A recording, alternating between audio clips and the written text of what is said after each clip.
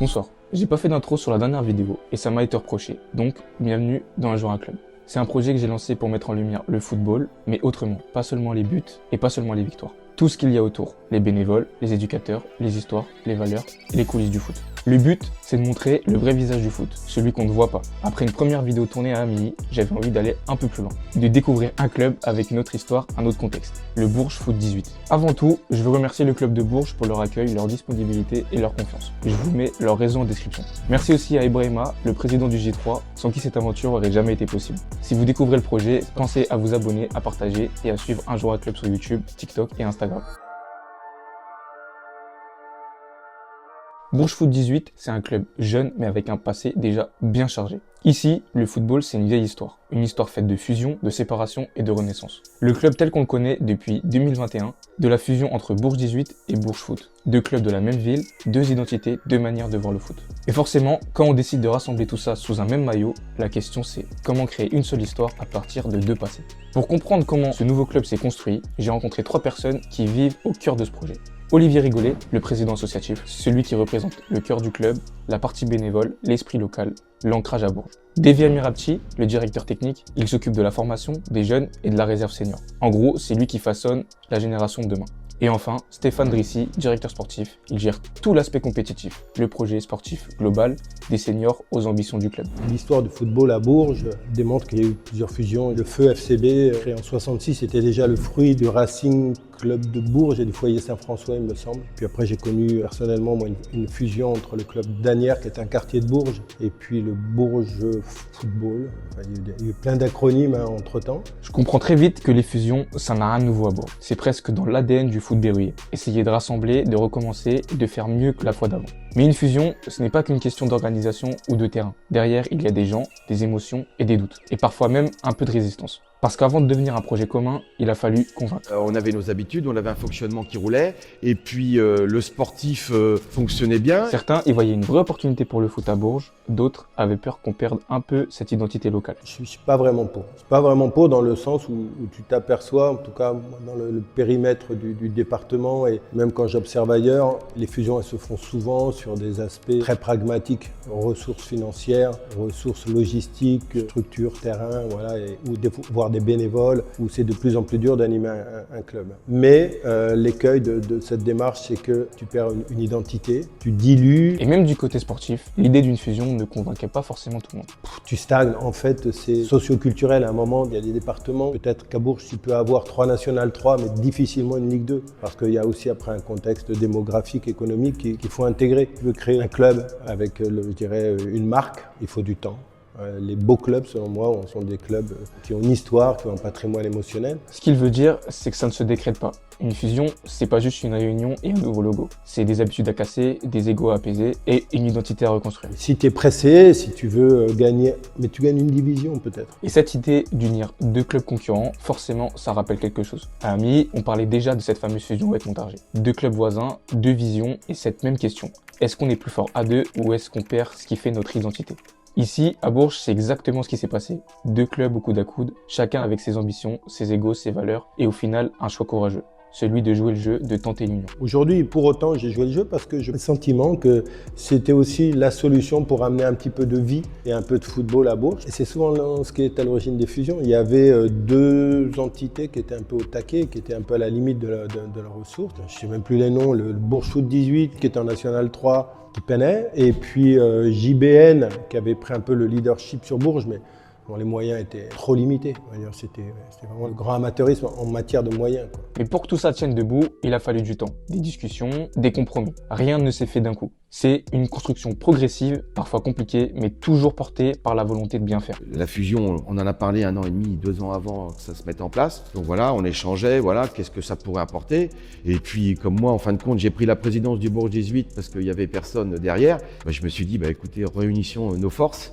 Et si demain, on peut avoir une plateforme, j'irai à Bourges au niveau du football, c'est venu petit à petit, on en a discuté avec les membres du conseil d'administration, oui, ça pourrait être bien. Une fois la fusion actée, le vrai travail a commencé, parce que sur le papier, deux clubs qui s'unissent, ça paraît simple. Mais dans la réalité, il faut réussir à réunir tout le monde dans le même sens. Et c'est souvent là que les vraies difficultés apparaissent. Alors pour nous, la grande difficulté, c'était au début de fédérer. Le plus dur, puisqu'on était président avec Cher, c'était un petit peu, aujourd'hui il y avait 2 conseils d'administration. Les premières années ont été, quand je dis difficiles, c'est-à-dire qu'il fallait que les gens apprennent à se connaître. Le club a donc recherché à recréer des moments simples où dirigeants, bénévoles, éducateurs et partenaires peuvent se retrouver, échanger, apprendre à se connaître autrement. Après l'identité, alors aujourd'hui c'est les lieux. Qu'est-ce qui va faire que les gens se réunissent? C'est simple, c'est lors d'apéro business, c'est lors de soirées avec les dirigeants, les bénévoles. Voilà. Après il y a des gens qui ont arrêté au moment de la fusion et puis qui sont revenus. Et c'est là qu'on touche à la partie la plus sensible d'une fusion, parce que derrière chaque poste, chaque fonction, il y a des personnes.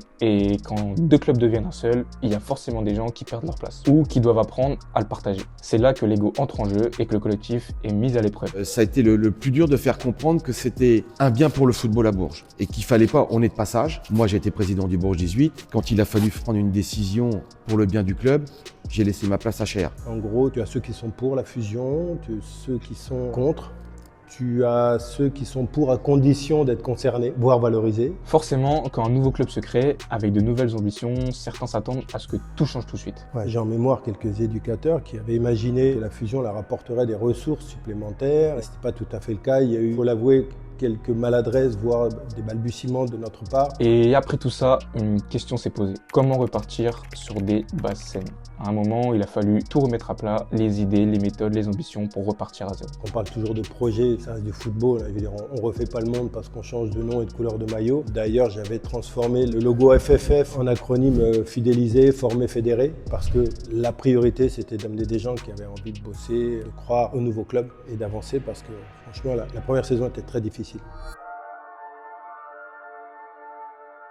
Aujourd'hui, Bourges Foot 18, c'est un club qui avance, mais aussi un club qui s'organise. Parce qu'après la fusion, il a fallu trouver un équilibre entre 2 mondes, la partie professionnelle et la partie associative. D'un côté, il y a Charsila, président de la société sportive, qui gère le secteur professionnel, les partenariats, la structure économique et les ambitions au plus haut niveau. Et de l'autre, Olivier Rigolet, président associatif, qui représente le cœur du club, les jeunes, les éducateurs, les bénévoles, la vie quotidienne du club. L'association aujourd'hui gère les enfants, garçons et filles de U6 à partir de U6 jusqu'aux réserves garçons et filles seniors, avec aussi une section handicapée avec des séances le mercredi et le vendredi. Nous gérons tout sauf l'équipe première masculine garçon de National 2 et la D3F. Alors oui, sur le papier, il y a 2 identités bien distinctes, une structure professionnelle et une structure associative. Mais dans la réalité, c'est différent, parce que sur le terrain, que tu sois éducateur, dirigeant ou bénévole, tout le monde tire dans la même direction. Tout ce qui est organisation de la N2 et de la D3F donc est géré par la société, même si aujourd'hui beaucoup de membres de l'association, je dirais moi le premier comme d'autres bénévoles, sommes là tous les vendredis ou samedis pour suivre, aider le fonctionnement de la Nationale 2 et la D3F. Donc voilà, aujourd'hui entre guillemets il n'y a qu'un seul club, même si c'est 2 structures, entre guillemets une structure juridique différente. Mais voilà, aujourd'hui les gens de l'association sont bénévoles ou je dirais au niveau de la société. Donc voilà, donc il y a 2 structures, mais les gens travaillent pour le club en général. Et quand il parle de tout le monde qui tire dans le même sens, ce n'est pas qu'une façon de parler. Parce qu'à Bourges, derrière chaque match, chaque entraînement, il y a des dizaines de personnes qui donnent de leur temps. Des bénévoles, des éducateurs, des parents, des passionnés. Et pour se rendre compte de ce que ça représente vraiment, il suffit d'écouter les chiffres. On a le bénévole licencié, on a le bénévole qui est accompagnateur, ouais, donc une centaine, je pense à peu près. Et c'est là qu'on voit que malgré la fusion, le cœur du club, lui, il n'a pas vraiment changé. Les bénévoles sont toujours là, les usages sont les mêmes et l'esprit associatif reste fort. Moi aujourd'hui, dans le fonctionnement du club par rapport à ce que j'avais à Bourges 18 quand il n'y avait pas de société, il n'y a pas grand chose, hormis le fait qu'aujourd'hui je ne gère plus, je dirais, les joueurs et les joueuses de l'élite. Mais aujourd'hui, que ça soit avec Cher, que ça soit avec, je dirais, les actionnaires, je suis souvent en réunion avec eux. On doit déjeuner bientôt, j'assure le club. Donc moi, en fin de compte, je vois pas trop de changements. Peut-être que les bénévoles de l'association qui sont pas, je dirais, intégrés, parce que dans le club business, on a certains membres de l'association qui sont dedans, donc peuvent se sentir peut-être un petit peu à côté, mais bon, on essaye de les informer de tout. Il faut faire la distinction, parce qu'avoir une structure professionnelle, ça ne veut pas dire être un club professionnel. À Bourges, on essaye de se structurer, de s'organiser comme un club ambitieux. Mais la réalité du quotidien reste celle du foot amateur. Peu de salariés et beaucoup de bénévoles. Ouais, tout à fait. Non. On reste un club amateur. Il y a assez peu de gens qui sont salariés, quelques éducateurs qui sont défrayés. Et pourtant, dans cette organisation très locale, un nom va tout changer. Un nom qu'on ne s'attendait pas forcément à entendre ici à Bourges. Parce qu'au milieu des éducateurs, des bénévoles et des passionnés, un certain Sadio Mané est arrivé, en devenant l'actionnaire majoritaire du club. Pour beaucoup, c'est un signal fort. Celui qu'à Bourges, on veut construire quelque chose de grand. L'arrivée de Sadio, l'actionnaire majoritaire, a mis quand même un grand coup de projecteur sur le club. Voilà, la lumière, avec la visibilité sur les réseaux sociaux, les équipements, New Balance. Voilà, donc on a quand même aujourd'hui nos éducateurs, nos joueurs. Aujourd'hui, je pense qu'en termes d'équipement vestimentaire, on est gâté. En 2023, un tournant majeur va marquer l'histoire récente du Bourges Foot 18. Le club attire un nom que personne n'attendait vraiment à voir à ce niveau. Sadio Mané, international sénégalais, légende de Liverpool, devient l'actionnaire majoritaire du club. Son arrivée fait forcément parler, c'est un coup de projecteur incroyable pour Bourges, mais aussi une vraie source d'espoir pour le club. C'est évident, hein, c'est quand même un coup de tonnerre et franchement quelque chose d'incroyable parce que si tu veux, avant qu'il arrive, on en a parlé longtemps. Voilà, c'était le serpent de mer et c'est un moment l'Arlésienne. On se demandait s'il allait venir, comment il venait. Et, voilà. Et il est arrivé. Et c'est vrai que c'est un super coup de projecteur parce qu'en plus, il est très investi, très accessible. Son investissement marque la création officielle de la société Bourges Foot 18 via la société SM10. Sadio Mané numéro 10. Une nouvelle entité charge de gérer la partie professionnelle, tandis que l'association, elle, continue de s'occuper du volet amateur, des jeunes et de la formation. Cette étape est un vrai tournant, parce qu'avec un actionnaire comme Sadio Mané, les attentes montent forcément. On parle de développement, d'ambition, de nouvelles infrastructures, mais aussi de stabilité, de crédibilité et de projets à long terme. Je pense même que ça a dépassé un peu les attentes. Tu sais, sur les premiers contacts, je me rappelle, je crois que j'étais présent avec le président quand il a reçu le premier appel de Sadio. Et à l'époque, on se disait, waouh, il nous appelle et peut-être il nous envoie un maillot et on le met en vente aux enchères et on fait un truc, un buzz terrible. En réalité, ça dépasse très largement ça, puisque aujourd'hui, la société a été créée, il y a des actionnaires qui s'investissent à fond. Mais au-delà de l'investissement, l'arrivée de Sadio Mané, c'est surtout une aventure humaine. Son impact ne se mesure pas qu'en euros ou en infrastructure. Il se mesure dans le lien qu'il crée, dans l'ouverture qu'il apporte. À travers ses projets, il relie Bourges à ses racines, au Sénégal, et fait naître une vraie passerelle entre deux mondes. C'est une richesse pas seulement pour le club, mais pour toute une ville et pour ceux qui vivent le football autrement. Vraiment, localement, il y a des gens on a vu des gens vraiment faire évoluer leur réflexion, des gens qui n'étaient pas très concernés par le football berruyer, venir parce que ça dépasse le cadre du football. Parce qu'il y a des projets qui naissent aussi au Sénégal, parce qu'il y a des partenariats, parce que, comme je te disais avant, le football et puis c'est l'aventure humaine. Je pense qu'il y a des gens qui sont vraiment heureux d'avoir rencontré Sadio, d'être allé le voir jouer en Arabie Saoudite. Et forcément, il y a eu aussi des changements très visibles, très concrets. Parce qu'au-delà des symboles, son engagement a permis au club de franchir un vrai cap sur le plan matériel. Forcément, dès l'instant où tu as des ressources, pour le coup, logistiques, structurelles, financières, supplémentaires, ça aide un peu. Le fait est que quand tu vois l'équipe première aujourd'hui, National 2, c'est très sérieux. Je veux dire, bon, on a déjà un staff technique très compétent et très sérieux, très impliqué. Mais en plus de ça, tu as des soins. Je pense qu'en National 2, tout le monde a des soins, mais nous, c'est plus. Imagine-toi qu'à notre niveau, on a notre propre bus avec nos chauffeurs. C'est aussi un changement d'image. Du jour au lendemain, Bourges Foot 18 est passé d'un club en reconstruction à un club dont tout le monde parle. Cette notoriété, elle attire forcément les regards. Des joueurs, des éducateurs, des partenaires ou même de grands entraîneurs. Des gens qui, hier encore, ne connaissaient pas vraiment le club de Bourges. Oui, je pense que ça nous permet aussi, je dirais, d'attirer des compétences qu'on n'aurait peut-être pas pu avoir. Parce que je prends l'exemple notamment du coach. Il entraîne en Ligue 2, il a le DEPF, il a donc un diplôme qui lui permet d'entraîner au plus haut niveau. Au début, ce ne sont pas des gens qui ont forcément envie de venir en National 2. Mais le fait d'arriver, de te dire que il y a des moyens, que peut-être que tu peux être rapidement en National, voire plus si affinité. Et c'est là où je te dis, aussi bien sur les joueurs que sur le staff, toutes les compétences, hein, c'est vrai pour les partenaires, c'est vrai pour tout l'environnement, il y a une attractivité naturelle avec Sadio. Mais forcément, quand un joueur comme Sadio Mané devient actionnaire majoritaire, ça change aussi les attentes. Les regards se tournent vers le club, les résultats comptent encore plus et la pression commence à monter. La pression, nous on la vit pas trop, je pense que mon président, le président Silla, je pense qu'il l'a, parce que je sais pour avoir été témoin d'après-match dans la voiture ou après défaite où Sadio est pas content, il fait savoir gentiment, mais il n'aime pas qu'on lui gâche son week-end. Elle a aussi ouvert une porte vers l'extérieur. Parce qu'au-delà du terrain, ce projet dépasse les frontières. Avec ses racines sénégalaises, Sadio Mané a voulu créer un vrai lien entre Bourges et le Sénégal. Un partenariat sportif, humain et culturel. Aujourd'hui, Cher,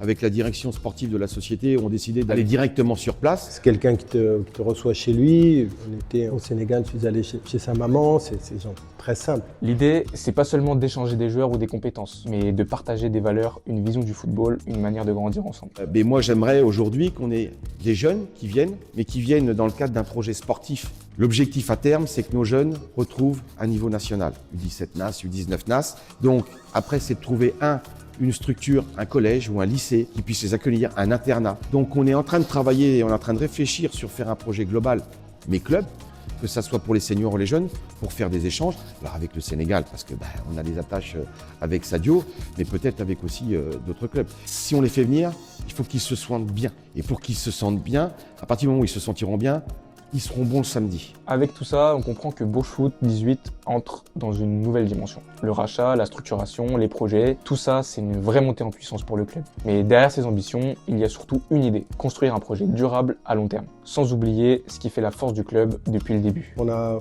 je dirais, 3 axes, enfin pour moi, pour ma vision, 3 axes de travail qui sont l'équipe 1 qu'on souhaite faire monter, le football féminin qu'il faut développer et essayer de faire monter l'équipe première.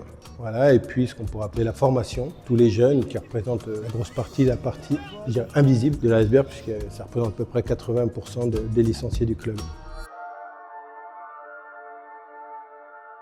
90% des licenciés du Bourges Foot 18, ce sont des jeunes. La formation, c'est bien plus qu'un simple passage vers le haut niveau. C'est une école de vie, une façon de construire une identité commune. Au-delà du jeu, on apprend à porter les mêmes couleurs, à représenter une même image, un même état d'esprit. Nos jeunes, on sent qu'il y a un élan, ils sont fiers de porter les couleurs du club. C'est important. Cette année, je tiens à remercier le club aussi, ils ont le même package que la Nationale 2. Donc c'est bien aussi en termes d'identité club. C'est une somme de petits détails, hein. C'est aussi la fidélisation des gens. Ça paraît anodin, mais c'est porter les mêmes vêtements. Aujourd'hui, c'est une fierté de... Je voyais tout à l'heure une petite là, qui va être habillée comme la première, le parka, le survêtement, la tenue d'entraînement. Essayer de dynamiser le projet jeune voilà, par le biais d'une appartenance au club, d'une image pour Bourges. Le club a voulu construire une vraie passerelle entre la formation et le monde senior. Et cette passerelle, c'est l'équipe réserve. Elle permet aux jeunes de rester dans la dynamique du club, de continuer à progresser dans un cadre qu'ils connaissent, tout en découvrant le rythme et l'exigence du haut niveau. Certains jeunes issus du club puissent venir intégrer le groupe première, hein, ça fait quand même pas mal d'années que ça n'existe pas au club. Et pour ça, il y a cette étape de la réserve, du niveau régional 1 qui est un bon niveau, qui s'est renforcé. Passer des équipes de jeunes aux seniors, c'est toujours une étape délicate, à la fois sportive, mentale et humaine. Parce que jouer avec des adultes, c'est apprendre à s'imposer, à écouter, à comprendre le rythme du foot senior. Je pense qu'aujourd'hui, sur les jeunes, on se concentre plus sur le plaisir, sur la technique, sur la capacité aussi à s'adapter. Parce qu'on le voit aussi quand tu arrives en senior, le footballeur de demain, il devra savoir s'adapter peut-être au nouveau coach, au nouveau club, mais aussi à l'évolution du score dans le match. Le coach peut passer d'un 3-5-2 à un 4-4-2 à un 3-4-3 et d'ailleurs on nomme moins les postes qu'autrefois, arrière droit, genre de couloir, offensif, défensif. Pour le club, former un joueur, c'est aussi former une personne. Le foot n'est qu'un outil, un moyen de transmettre des valeurs, de responsabiliser, d'apprendre à vivre ensemble. On est aussi dans des actions de citoyenneté, là on commence à développer un petit peu le sport santé. Voilà, aujourd'hui par exemple, il y a eu le foot en marchant, on va essayer de regarder un petit peu qu'est-ce qu'on peut faire avec nos seniors, c'est-à-dire les personnes âgées. J'aimerais bien qu'on fasse un atelier sur les EHPAD, voilà, d'aller visiter aussi un petit peu les hôpitaux. Si je devais résumer, moi mon intention, elle est pas que de préparer le joueur de demain, mais plutôt de préparer le citoyen de demain. Le club veut créer une vraie continuité, où chaque jeune puisse grandir, progresser et un jour transmettre à son tour ce qu'il a reçu ici. C'est une vision à plusieurs années, avec un objectif clair, amener la formation du Bourges Foot 18 au plus haut niveau possible, en atteignant les championnats nationaux U17 et U19. C'est de se dire qu'il y a des fondamentaux qu'on ne peut plus laisser passer en U6, U7, ou en U8, U9, ou en U10, U11, ou en U12, U13. U6, U7, quand on arrive en U8, U9, c'est pas normal qu'ils ne comprennent pas encore de faire une touche. En U10, U11, c'est pas normal qu'il y ait une majorité qui ne sache pas faire, par exemple, une passe. Ça veut pas dire qu'on tire vers la qualité, mais c'est de se concentrer déjà sur les fondamentaux. Une fois qu'on a les fondamentaux, l'éducateur d'après va récupérer un joueur qui au moins même s'il est limité, mais aura au moins des fondamentaux sur l'école de foot, sur notamment les U10, U11, U12, U13, sur des idées de jeu qui, dans le foot à 11, deviendront des principes de jeu, un projet de jeu global dans les années futures. Et nous, on veut essayer de construire des générations pour le futur. Et si on travaille bien sur notre école de foot, eh ben, nos générations du foot à 11 retrouveront de continuité de niveau R1. Et si on a la chance d'avoir une belle génération, ben, pourquoi pas être ambitieux et optimiste sur avoir au moins une catégorie, sortir une catégorie un jour dans des championnats nationaux comme Bourges l'a connu, soit en U17 ou en U19, quoi. Et au fond, ce qu'on oublie souvent, c'est que toute cette pression, elle retombe sur les jeunes. Les parents veulent bien faire, ils veulent voir leurs enfants réussir, marquer, progresser, mais parfois, à force d'en faire trop, ils oublient que le foot doit rester un plaisir, une école de vie, pas une source de stress. Les parents, c'est compliqué. Aujourd'hui, ça devient un fléau autour des parents, quoi. J'ai isolé une catégorie, pour la citer, nos 13 ans R1, qui s'entraînaient, parce qu'on travaille sur 2 sites, sur Rive du Manoir ici, qui est dans les quartiers nord, et Jacques Rimbaud, et moi j'ai milité, c'est la seule équipe du foot à 8 qui s'entraîne à Jacques Rimbaud, parce que il y a une atmosphère de parents qui est un petit peu compliquée. C'est aujourd'hui les parents qui sont entraîneurs, qui ont la frustration de ne pas avoir été joueurs de football d'un certain niveau, et tout ça, ils le ramènent sur leurs enfants, donc c'est très compliqué. Ils se rendent pas compte du mal qu'ils font à leurs enfants, puisque moi, je reste persuadé qu'un enfant sans l'harcèlement du papa ou de la maman, parce qu'on ne parle pas des mères, mais les mères commencent à s'y mettre maintenant, il est meilleur. Malheureusement, les parents pensent toujours qu'on parle du problème Mbappé. Voilà, aujourd'hui, il faut quand même savoir que très peu de joueurs signent pro, et même pro, c'est un pourcentage très faible. Donc voilà, il faut que les gens comprennent qu'aujourd'hui, il y a un projet qui est club. Si le garçon demain peut jouer en Ligue 1, tant mieux pour lui. Mais c'est des pourcentages très faible.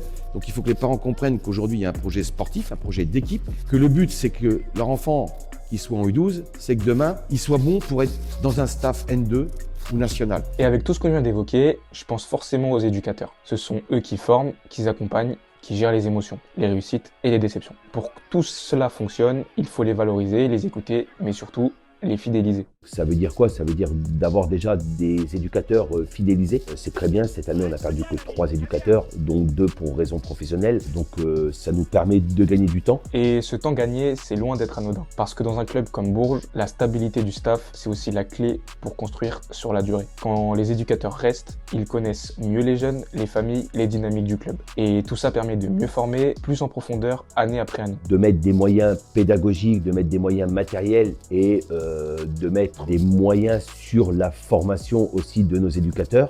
Voilà, donc de les accompagner, de les faire exister aussi à l'intérieur du projet global du club, tout le quotidien du travail de terrain, voilà, donc ça va sur la formation interne des éducateurs, la formation externe. Moi j'ai constitué une équipe depuis l'année dernière de jeunes éducateurs méritants et voulant justement apprendre, se former, non pas par moi-même, mais voilà, on envoie des jeunes aussi au brevet d'État, on a envoyé au BMF, on fait passer des très jeunes dans les CFF, voilà, d'avoir un visu aussi sur l'arbitrage, sur toutes ces choses-là, quoi. Et quand on parle de la formation, il y a une nuance importante à comprendre. Parce qu'au-delà des méthodes, des séances ou des résultats, tout dépend de la manière dont on voit son rôle sur le terrain. On a beaucoup d'éducateurs chez nous qui sont entraîneurs. Je pense qu'il faut revenir à des fondamentaux, et ça je vais refaire une réunion, il faut qu'ils soient éducateurs. Expliquer à nos jeunes le projet. C'est pas le projet d'une génération, c'est le projet d'un club. Demain, c'est pas parce qu'on va être champion U12, U13 que demain ces joueurs-là vont pouvoir partir soit dans des centres ou servir l'équipe première. Et tout ce travail autour de la formation, des valeurs et de l'identité, c'est aussi ce qui prépare la suite. Parce que dans le foot d'aujourd'hui, surtout à ce niveau-là, la concurrence, elle est partout. Pour continuer à faire grandir ces jeunes et garder ses talents, Bourges doit lui aussi évoluer et se professionnaliser.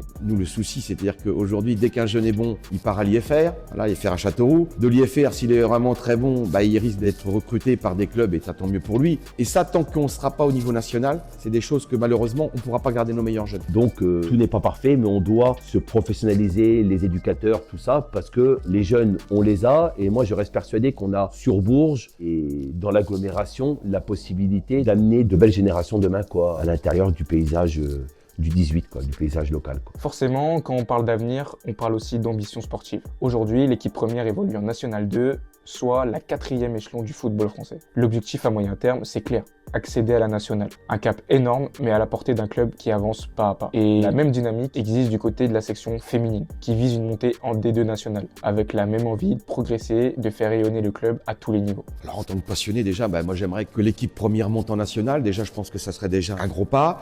Que l'équipe féminine puisse accéder à la D2, voire peut-être la D1, suivant les systèmes de génération. Le foot va très vite, on le sait très bien. Mais atteindre la nationale, ce n'est pas simple, parce que le championnat de National 2, c'est un vrai combat. Un niveau extrêmement élevé avec des clubs historiques, beaucoup de concurrence et très peu de place pour monter. En National 2, tu as 48 clubs, 3 poules de 16. Il y a vraiment, je pense, une dizaine de clubs qui sont très bien structurés. Voilà. On fait partie de ceux-là, on fait partie des clubs qui ont des moyens, voilà, mais il n'y en a que 3 qui montent. Donc, tu n'es pas à l'abri d'avoir un qui t'embête. On aimerait monter, il faut se l'avouer, on se laisse un peu de temps, mais si ça vient plus tôt que prévu, c'est pas grave, quoi, je veux dire. Donc, c'est un vrai objectif. Je pense sincèrement que si dans 5 ans on était toujours en National 2, on pourrait parler d'échec. Et s'il y a bien un rêve qui revient souvent ici, c'est celui d'un match de gala en Coupe de France. Un grand soir à Bourges, face à une équipe professionnelle, le stade plein. Moi, je n'ai pas connu. Cher Silla l'a connu en tant que président du Bourges Foot. Moi, je rêve d'avoir un 16e de finale en Coupe de France. Moi, je suis fan de Saint-Étienne, donc recevoir Saint-Étienne en Coupe de France. Donc, nous, on l'avait reçu en tant que féminine. On avait reçu le Paris Saint-Germain en féminine. J'espère un jour revoir le Clubhouse et puis le stade plein pour un 16e de finale de Coupe de France avec un grand club de Ligue 1 ou un club de Ligue 2. Donc voilà, bon, on sait qu'on la gagnera pas la Coupe de France, mais voilà, donc je pense que ça, c'est des joies pour présidents, bénévoles, dirigeants, supporters. Voilà, c'est des choses qui, voilà, on souhaite tous ça et remplir le stade Jacques Rimbaud. Quand on regarde le parcours du Bourges Foot 18, on se rend compte à quel point tout est allé vite. Une fusion récente, un rachat inattendu, une structure qui s'adapte, qui se cherche, mais qui avance. Entre les seniors, les jeunes, les éducateurs, chacun trouve sa place dans un projet qui ne cesse d'évoluer. Et c'est peut-être ça le plus impressionnant, voir un club partir de presque rien et réussir à toucher peu à peu les hautes sphères du football français, sans jamais renier ses valeurs ni son ancrage local. Bourges Foot 18, c'est un club qui apprend, qui progresse et qui surtout ne lâche rien. Parce que dans le fond, ce projet, peu de gens y croyaient au début. Mais finalement, une fusion, c'est pas si mal. Je pense que c'est justement cette résilience, parce que c'était vraiment difficile avant que Sadio arrive. Il fallait donner du sens à cette fusion, c'était difficile et peu de gens y croyaient. Et sans doute que c'est, je pourrais dire, c'est cette résilience, cet enrichissement, parce que moi j'ai cette capacité à nager, je ne vais pas dire entre deux eaux, mais je connais un peu tout le monde ici, que ce soit chez les petits, dans le foot amateur, et dans le foot pseudo-pro, voilà. Et je pense que c'est ça, peut-être de participer à cette dynamique très modestement, mais je pense que c'est ça. Parce que franchement, si Sadio n'arrivait pas, c'était compliqué. C'était compliqué. C'était une nouvelle identité sans forcément plus d'espoir et j'en profite. Je suis des fois en conflit avec lui, mais chapeau à Cher d'avoir ramené Sadio au club.